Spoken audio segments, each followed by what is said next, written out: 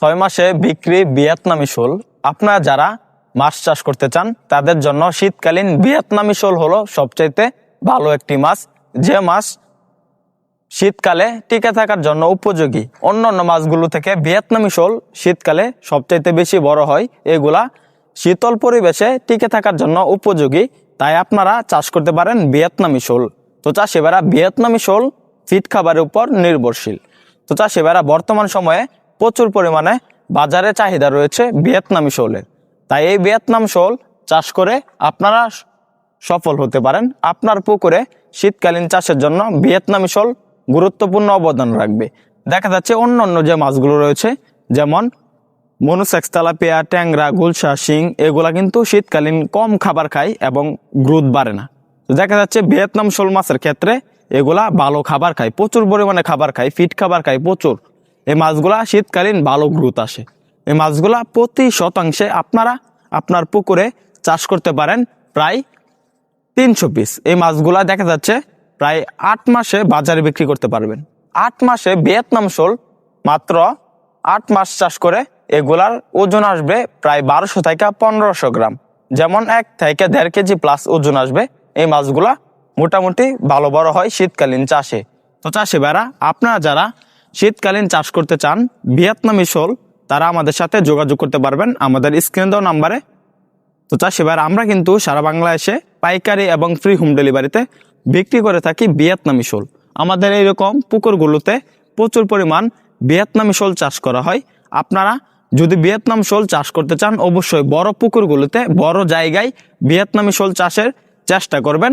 এরকম ছোট পুকুরে ভিয়েতনামি শোল চাষ করবেন না, কেননা এরকম ছোট পুকুরে চাষের জন্য রয়েছে দেশি ট্যাংরা এবং দেশি গুলশা বা দেশি শিং, যেগুলো অতি ঘনত্বে চাষ করা যায়। কিন্তু ভিয়েতনাম শোলের ক্ষেত্রে দেখা যাচ্ছে প্রচুর পরিমাণে জায়গা লাগে। যত বড় জায়গা হবে তত দেখা যাচ্ছে ভিয়েতনাম শোল চাষে ফলাফল পাবেন ভালো। তো চাষি ভাইরা, ভিয়েতনামি যে শোল মাছগুলো রয়েছে এগুলা বর্তমানে আমাদের এখানে রয়েছে বড় সাইজের, যেমন 4 ইঞ্চি 5 ইঞ্চি সাইজের। আপনারা চাইলে ছোট সাইজের মাছের পোনাও ক্রয় করতে পারবেন, যেমন 3 ইঞ্চি 2 ইঞ্চি সাইজের বা 2.5 ইঞ্চি সাইজের। অবশ্যই শীতকালীন বড় সাইজের যে মাছগুলো রয়েছে এগুলা চাষে ভালো ফলাফল আসে। তো অবশ্যই ভিয়েতনাম শোল মাছ চাষের ক্ষেত্রে একটি জিনিস মাথায় রাখবেন, তা না হলে ভিয়েতনাম শোল মাছ চাষে লস হতে পারে। যেমন অন্যভাবে চাষ করেন দেখা যাচ্ছে ভিয়েতনাম শোল মাছগুলো অন্য মাছগুলোকে দমন করে ফেলবে, তাই এই মাছগুলো এককভাবে চাষ করবেন। এককভাবে চাষ করলে এই মাছগুলার খাবার এক্সট্রা ভাবে থাকবে, এই মাছগুলা এই খাবারগুলা খেয়ে ফেলবে। যেমন ফিট খাবার, বিভিন্ন সাইজের মাছের জন্য বিভিন্ন সাইজের ফিট রয়েছে। আপনারা আপনার মাছের উপর ফিট নির্ভর করবে কিরকম সাইজের মাছ আবার কিরকম সাইজের ফিট খাওয়াবেন, ওইগুলা মাছ ক্রয় করলে আমরা বলে দিব।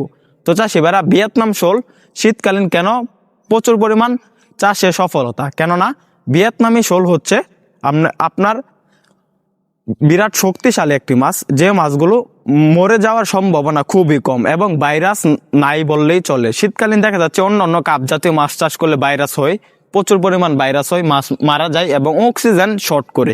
শীতকালীন পুকুরে পেউল জমে থাকে বা পুকুরে আপনার যে গ্যাসগুলো রয়েছে অ্যামোনিয়া গ্যাস এগুলা প্রচুর পরিমাণে উৎপাদিত হয়, তখন দেখা যাচ্ছে ওই মাছগুলা কাপ জাতীয় মাছ চাষে আপনার বাধা হয়ে দাঁড়ায়। যেমন এই মাছগুলার পুকুরের উপরে পেল থাকার কারণে অক্সিজেন শর্ট করে মাছগুলা মরে যায়। কিন্তু ভিয়েতনাম শোল মাছের ক্ষেত্রে তেমন কোনো সমস্যা নাই। ভিয়েতনাম শোল সারা পুকুর নিয়ে ছড়িয়ে ছিটিয়ে থাকে এবং বেঁচে থাকে, তখন পুকুরে পেলগুলাও খেয়ে ফেলে। আবার এই ভিয়েতনাম শোল মাছগুলা অ্যামোনিয়া গ্যাস নিষ্কাশন করতে পারে এবং তারা ওই গ্যাস পুকুরে থাকলেও টিকে থাকতে পারে। তাই আপনারা আমাদের এখান থেকে ক্রয় করতে পারেন ভিয়েতনামি শোল।